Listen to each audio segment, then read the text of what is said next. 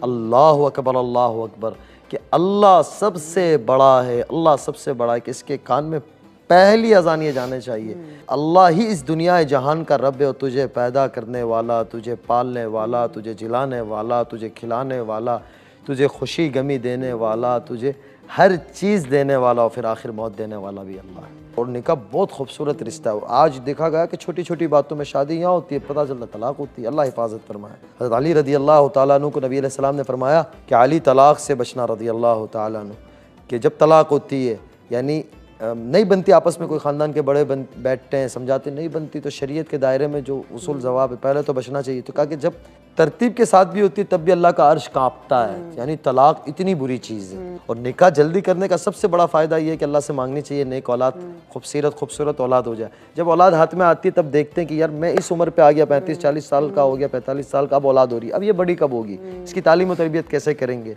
बहुत इम्पोर्टेंट और बहुत अच्छी बात की है आपने, बिल्कुल सही कहा कि आजकल जो दहेज का सिस्टम है ये पता नहीं कहाँ से आ गया, ये कल्चर है, समझो, ये दीन तो नहीं कहता। कोई माशरे के ऐसा नहीं कि हमारे रिलीजन, हमारे मजहब में, सारे मजहब में इसको बुरा समझा जाता है। बिल्कुल मेजर रीजन है जहाँ, जिसकी वजह से आई थिंक जो निकाह है ये रुक गए हैं। दो चीज़ें कहूँगा इसमें, एक तो मांगने वाला वो तो अल्लाह का मुजरिम है ही है, लेकिन दुनिया की इंसानियत की नज़र में सबसे बड़ा जालिम है वो।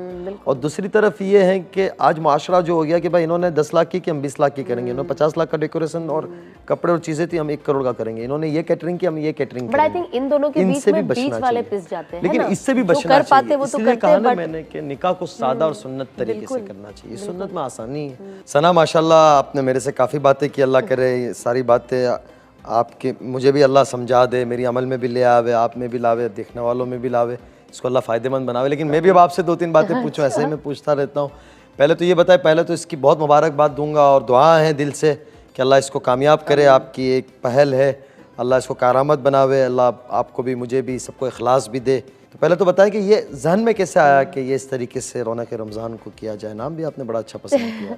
मैं चाहती थी हमेशा कि रमज़ान को लेके स्पेशली कुछ ऐसी चीज़ मैं लाऊं या एक ऐसा शो लाऊं। मैंने सोचा नहीं था कभी कि कोई इस तरीके से भी हम कर पाएंगे, जब शुरुआती ख्याल था एंड जब हम डिस्कस करते थे बैठ के कि क्या करेंगे, बट हमेशा से हम डिस्कस करते थे कि नहीं कुछ तो करना है रमज़ान को लेके, जहाँ पे हम क्योंकि ऐसा कोई शो नहीं है जो डेडिकेटेड है रमज़ान के लिए, तो मैं चाहती थी कि इस महीने में लोग इसे देख पाए, जहाँ पे दीनी इल्म भी उन्हें हासिल हो कि रमज़ान की अहमियत क्या है, रमज़ान क्या है, और हम ये रोज़े क्यों रखते हैं। और जिनको जो इस चीज़ों से थोड़ा हमारे में भी जो यंग बच्चे होते हैं, अगर घर में ऐसी कोई तालीम सिस्टम नहीं है, जैसे मुझे भी बहुत सारी चीज़ें बहुत